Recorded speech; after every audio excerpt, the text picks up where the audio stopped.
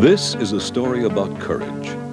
Not ordinary courage, but the exceptional courage that children with cancer and their parents have when they have to return to hospital again and again to have medical procedures, many of which are painful, a part of modern cancer treatment. This is also a story about some psychological techniques that make the difference between coping and not coping. These psychological methods allow children to help themselves through anxiety, uncertainty, and pain, so that they feel a sense of control and accomplishment. And you know what? That worked perfect.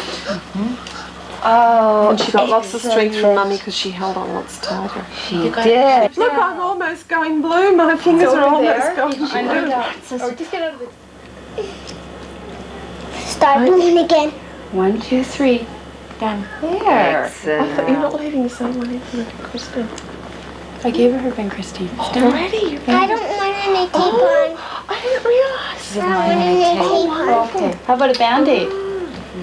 Nothing? She just likes it on. Okay. Oh, that's superb. I'll have to squeeze it for a little bit longer then. This distraction works great. Mum doesn't know what's going on. Going down.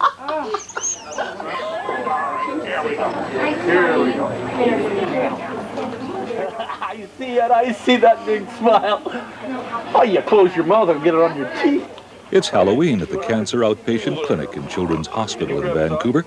And as on every other day in the year, children are here for another round of medical procedures. On this day, a fairy princess, Heidi, has come to hospital to endure another intravenous poke. Squeeze. That's a good squeeze. Blow, blow, blow, blow, blow, blow. Blow, Heidi. Good girl. There was a time when a 4-year-old child would be expected to cry when having an IV. This is no longer the case. Through the research that we've done, we've found that simple methods such as blowing bubbles, breathing, the distraction techniques, as well as the more sophisticated methods such as the hypnotic techniques, imaginary involvement, hypnoanalgesia of the hand, the magic glove, can be remarkably effective in reducing a child's pain and anxiety, and can be readily taught to children and their best ally, their parents. If I've got 10 to 15 minutes to talk to Heidi first, or even 20, and I'll prepare her, and finally we'll tell a story. We'll play with a little cubby bear, and we'll give the bear the needles, like the little tourniquet that goes around the arm. And we practice that on a bear, and the relaxing the 5 steps and so on. Great. But if we know it's coming, we can get her ready. But if they just come through the door and they say, poke time, the kid goes nuts. This whole process of chemotherapy and being hospitalized for cancer is just one of a long line of needles, blood tests. It's a horrendous experience for them, and it's very difficult on the parents. There's strength in being in a room where there are other patients because the parents give support to one another. And having seen what they went through and some of their explanations gave me a chance to start trying to find a flight plan to help Heidi through all this. But for a newly diagnosed child like Kelsey, the anger or terror of anticipating pain is so overwhelming that all the distraction with bubble blowing just will not work. We know this will not last. By being persistent, truthful, and encouraging Kelsey to blow away her fear, children like her learn to resist less and cope more, particularly when Mom or Dad participates in the challenge. Okay, Kelsey, the water's coming. Oh, that's a brave girl. You have to stay really still, and then it will be over in a I'm going to minute. hold you quite so tightly, okay? If you don't move, then they don't have to hold so tight. Okay? Oh, you're doing well. Oh, yeah. Gotta stay still. Just a little bit longer, Kelsey, and then we go out and see There's Daddy. no. I almost feel guilty at this point, seeing what a difference it made today, that I haven't done it before. The reason at first that I didn't want to go in was because I didn't want to be a bad guy, and I didn't want to feel like I was kind of responsible for keeping her in control when I didn't know if I could stay in control. But now I think just, feeling better about it and knowing that I'm not responsible, that you are there, that, you know, if things are out of control, that somebody else can kind of step in. I don't have all the responsibility on me. At first, I would get so mad about it that I would go through with it, but I didn't try and make it easier. I don't know how to say that. But now I can kind of get past the point of all these things being done to my child, you know, and get past that and try and make it easier for her. There they go. One more. You did it. More. The bubbles are beginning to work for Kelsey and her mum. If we can make this ghost appear, there he is. Sometimes he's reluctant to come out. Another powerful distraction technique, particularly used for school-aged children, is the use of pop-up books. Coming out of the wall there, or is he just sitting on top? 12-year-old Michael becomes fully absorbed in the exploration and surprises of the haunted house. Can you imagine putting a cake in the oven with candles on it? Hey? It will probably melt. Yeah, I think so. It's in the fridge. Well, this poor old fridge has seen better days.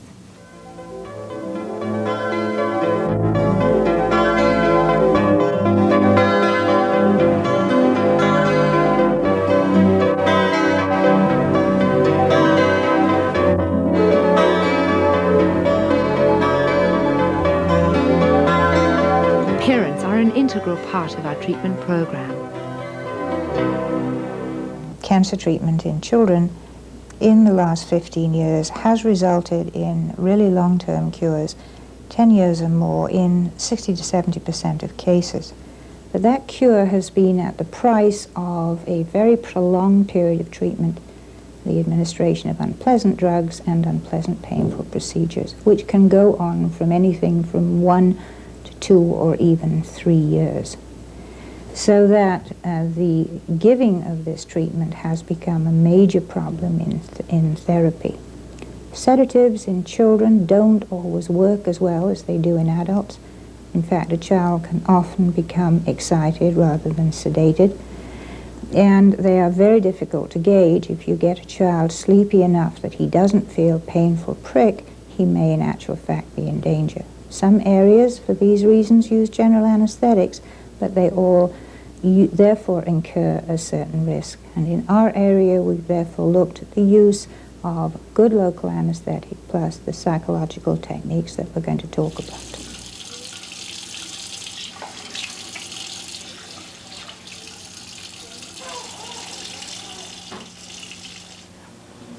Craig, Shauna's dad, showed an eagerness to be able to help his daughter whenever she's in pain. I can always tell when you're doing a good breath because I hear it whistle past your lips.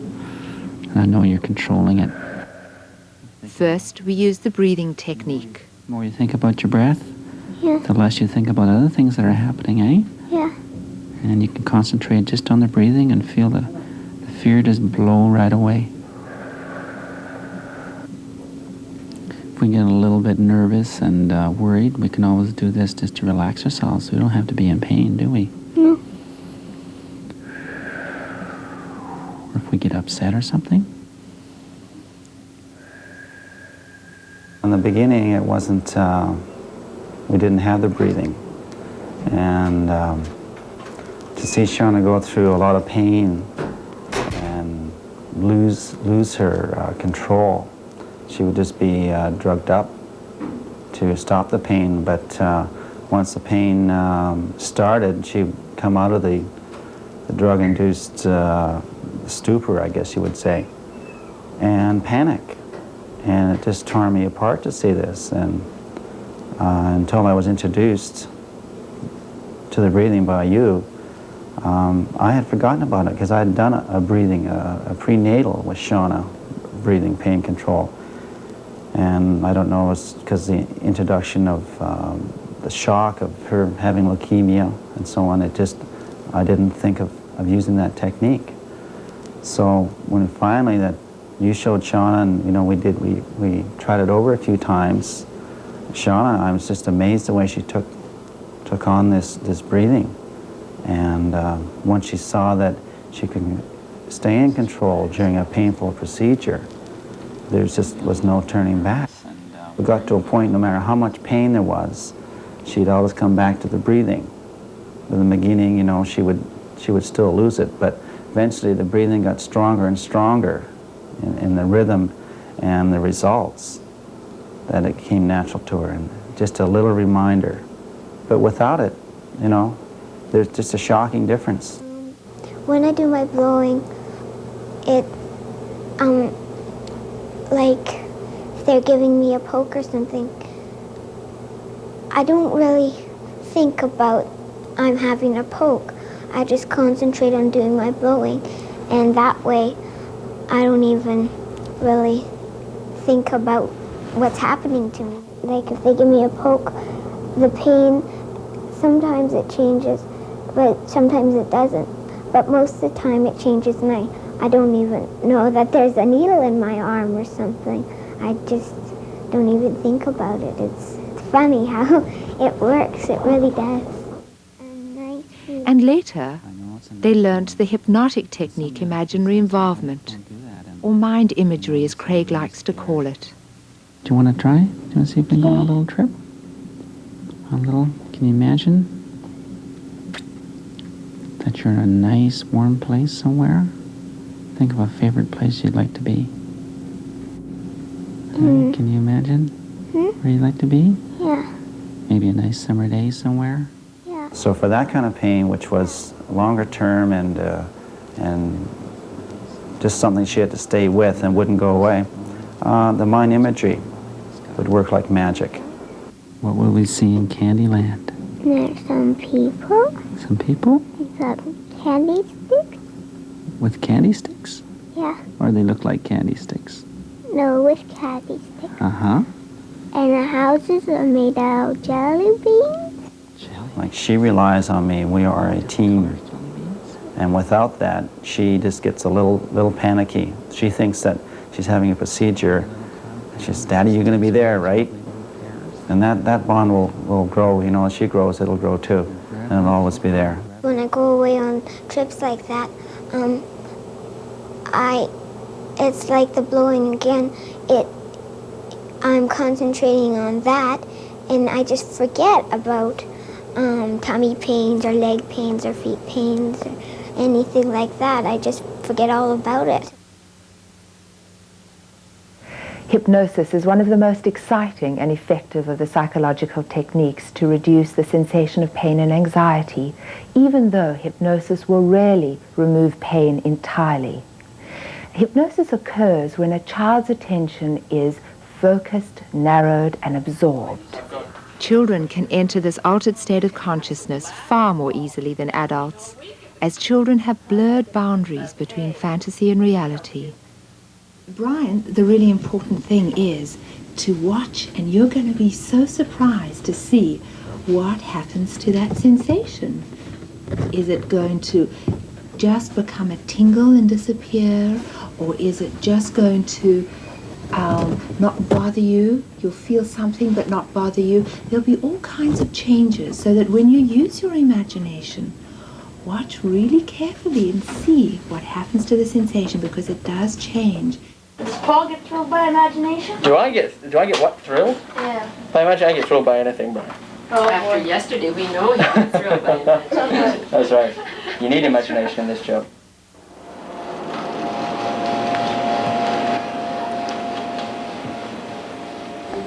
Like, I have pain in where my leg used to be, and it's called phantom pain.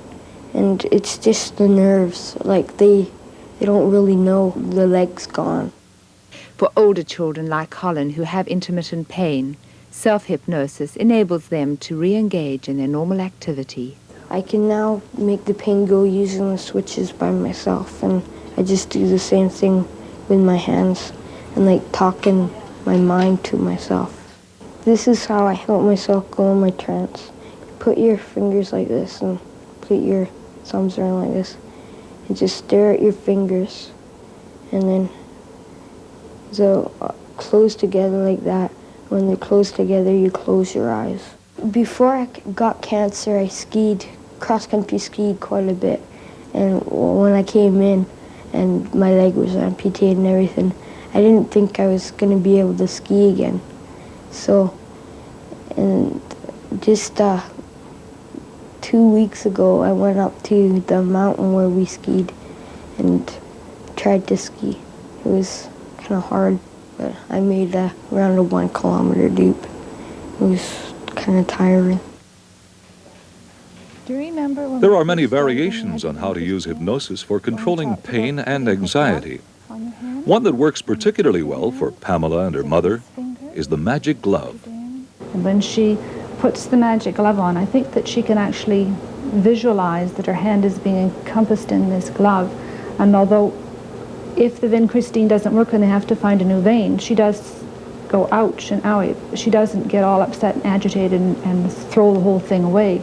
It does work. She does not feel the pain the same way that she did originally before we used that glove procedure. It really has made a big difference. It really works. It's terrific. I'm just so glad that I know that I can do this with her. But I did find that I have to be aware in myself that it is going to work. If I were to approach it thinking, oh, this isn't going to work, you know, it's just dumb, then it won't work. I think I have to approach it with the attitude, this is going to work, and I get right in it with her. What are we going to do today when we have our vein Christine? Do you want to use the magic glove, or do you want to tell your veins to stand up the way you do sometimes at home? The glove.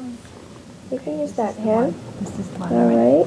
Pamela, open up your little hand. Now I've got my glove. Here's the glove. Here's one. Got it? Okay, now we're going to put it on right there. There's your little finger. There. It's on there. There. It's on there. Are you watching? How about this finger? It's kind of hard to get in the glove sometimes. I think this has been a process, and we've evolved to this point. We weren't always as calm as we were today. Lovely. That glove is so nice. Makes all the pain go away, that magic glove. Well, distraction is terrific. It's, if you can focus your mind off of the pain that's going on around you onto something else. You know, I do that myself, and I thought, gee, you know, it's terrific. Pamela now can do that too with us, and we do it together. We just make up our minds we're not going to pay any attention to what's being done, and we start with whatever book that Pamela chooses, and we just get right into the story. That cat again. Do you see him in the toilet? The mouse is again. Where's the mouse? Where? Oh, there they are. I know when we first did procedures, it seemed to go on forever and ever and ever. But now, the length of time that an LP takes just seems like a blink of an eye. Using a doctor's kit as a creative tool for preparing a younger child like Adam for a procedure. Put your hand out. All right. I'm getting this up. I see. Right there? It hurts. It hurts? Hurts for a minute. It hurts for only a minute, right? That's it. My goodness sakes. No more today. No more today. That's it. Another hypnotic technique is the pain switch, an imaginary switch with which Adam can learn to turn down pain in various parts of his body.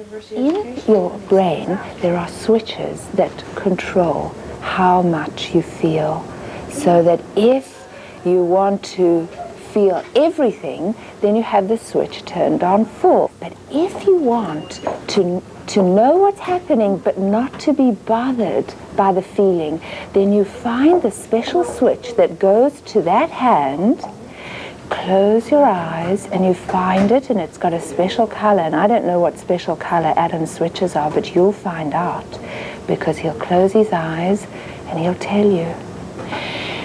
He must find the switch that goes to his hand and turn it down, because when he turns it down, he's not bothered by the feeling nearly as much, and it's quite exciting. Leslie knows about this, right? Leslie could teach Adam, because she uses it. Which hand would you like to turn down the switch to? This one. This one? Wonderful. Okay. Now, you close your eyes. Have you found the switch to your hand? Okay, good. Now, Leslie is going to turn down the switch. You turn down the switch to this hand. See? And this hand, the switch is on full.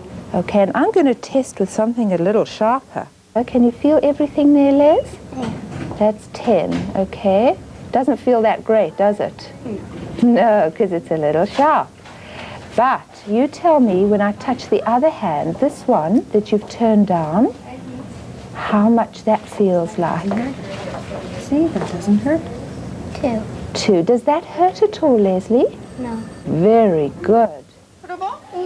After watching Leslie's pain switch, Adam feels much calmer. Did that hurt your hand very much? No? Good. You learn to relax your hand and your fingers. Remember? We're going to learn more of that at home. Adam's progress was evident in the spinal tap that followed. This is my finger, okay? Nothing else, just my finger. And there's the wee teddy bear. Pretty soon your back's going to go to sleep.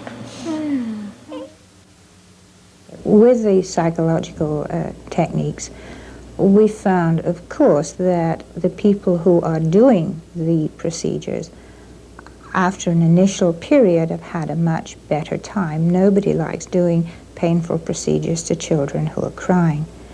But secondly, and I think perhaps more importantly, the feeling of pride and accomplishment that the children and the parents both get, and well deserve, in doing this sort of thing, in helping their children and themselves to get through all these painful procedures that are so necessary but nobody likes. And psychological treatments and methods have been very effective in our hands.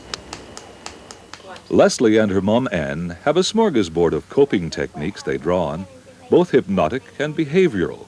For her IV, she chooses blowing. That was really relaxed and very good. just Heavy falling asleep. Yeah. The parent is the expert on how the child handles things, and mostly the staff listens, and that's great because they're part of the team too. What I try to do is focus on exactly what is happening to her, because I know that's where her focus is. So it's almost like sending my energy to the child. You know, the sort of the power going, you know, positive vibes. Let's do this together. Let's really concentrate, do what we've learned to do, and if we do it properly, things will go smoothly and we'll be out of here in no time. So when I'm coaching her, I'm really not aware of anything else happening around us. I mean, the building could fall down and I wouldn't know. So that's part of it, that focus, and I think she feels that it's kind of an intense relationship. Sometimes during the procedures, you feel almost like a wave coming over you, and you think, I'm going to lose the concentration and start thinking about how I'm feeling, and you really can't do that. And what I used to say to myself, if this little kid can handle it, then surely I can handle it for a few more minutes. Okay, we'll do a practice right now. Okay, now what I'm going to do is, I'm going to count, and if you want to, you can keep your eyes open or you can close them. And closing them helps to concentrate and helps you to be able to see things quite clearly. Okay? So I'll just count to 5, and then there'll be a surprise. Okay? 1. In preparing for a bone marrow, the key to Leslie's success is her willingness to practice. 4 and 5. And now here we are in a very favorite room in your house at home. And I'm not sure what room this is, but you know it very, very, very well. What room is it? The family room. It's the family room. Lovely. And where are we sitting? On the couch. We're sitting on the couch. Is there anybody else here with us? Yeah. Who? My mom. Now, as I stroke your back, can you feel the difference? Can you feel your back feeling rested and relaxed? Yeah. Excellent. Okay, so all that I will have to do during the procedure is rub this hand and remind you that we're transferring it to your back. Okay? Allow the sleepiness to come into your back. Let's hear the jet. Now. For the potentially more painful bone marrow aspiration, Leslie draws on all of her techniques, particularly the hypnotic ones. And as I stroke your hand, your back feels more and more comfortable. Can you feel that beginning? Mm-hmm. Excellent. And the pushing is stopped now. Okay. Can see out the window on the trampoline. Ah, and who's jumping on the trampoline? My brother and his friends. Oh, they're goofing around, aren't they? It's like a game plan the day before the big game. And then when we get there, I become the coach. I try to retreat into the background and not really suffocate her with attention, because she knows what her role is and I've got my role. Now I want you to find your black switch. Have you found it? Mm-hmm. Okay. What are you going to turn your black switch down today, Les? 2. After watching how to use the magic switch, Anne was ready to use it with Leslie during her cranial tap. Good girl. A few more blows. Slow ones to relax. Very good. Okay. Leslie's pain and anxiety is clearly reduced by the hypnotic trance.